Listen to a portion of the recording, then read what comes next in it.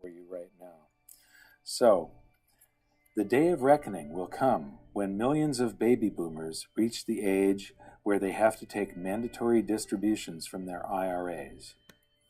As they find that the investments they were counting on for their retirement, their homes and their IRAs full of mutual funds, have actually lost value, that the amount of stuff that they can buy from the proceeds if they sell their home is actually less than when they bought their home.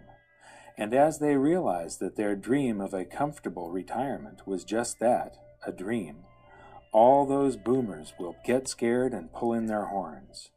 They will stop spending. They will start selling off their assets, and the greatest stock market crash in history will unfold as more and more boomers panic and sell.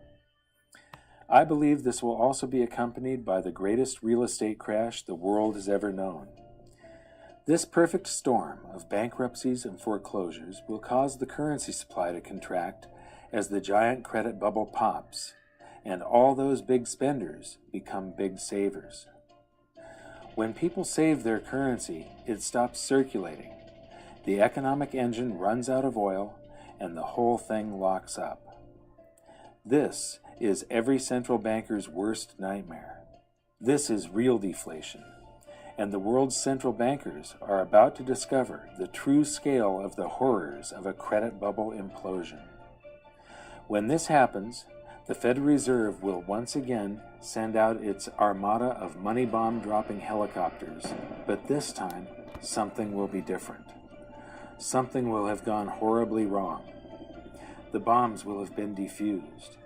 The Fed will try pumping the banking sector by buying up every kind of debt they can get their hands on, but to no avail.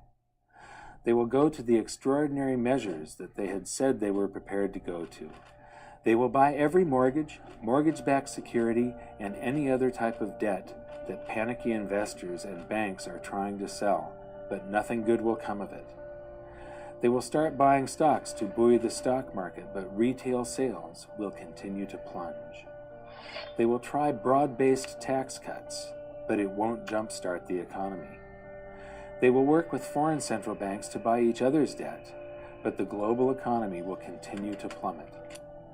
People will finally see through the veil. They will see what Dorothy, the Scarecrow, the Lion, and the Tin Man saw, that the Wizard of Oz is really just some dopey old guy frantically pulling levers. Remember when we talked about how during World War I, the Germans increased their currency supply by 400%, yet there was no price inflation because of the public's anxiety over the war and the uncertainty of their future? Imagine the anxiety 75 million baby boomers will feel as they approach retirement, only to find their homes and their mutual funds are now worth next to nothing. The nest egg, ladies and gentlemen, has just cracked. When they get their tax rebates, are they going to buy that new big screen TV and the latest cell phone? I think not.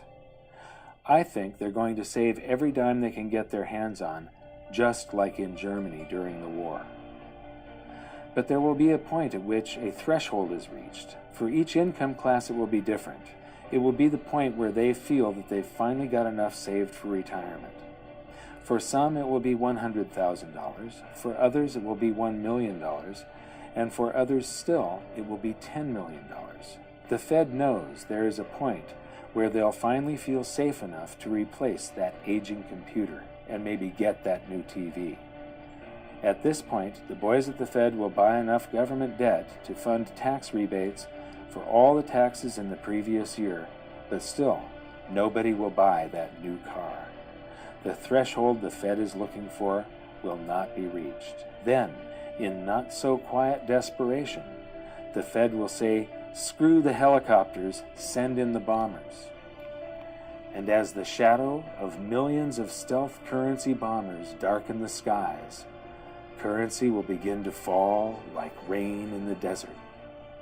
As Joe Sixpack and John Q get tax rebate checks in the mail for all the taxes they paid during their entire lifetimes, fear will be temporarily alleviated and some of that currency will come out of hiding just as in Weimar Germany.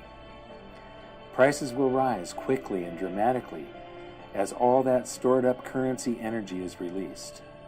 In a panic, the Fed will call back the bombers, but it will be too late.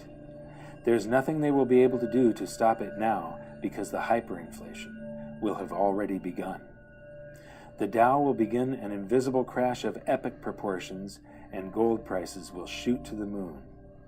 If you are wise enough to moor your boat in the safe harbors of gold and silver and other commodities, you will weather the storm.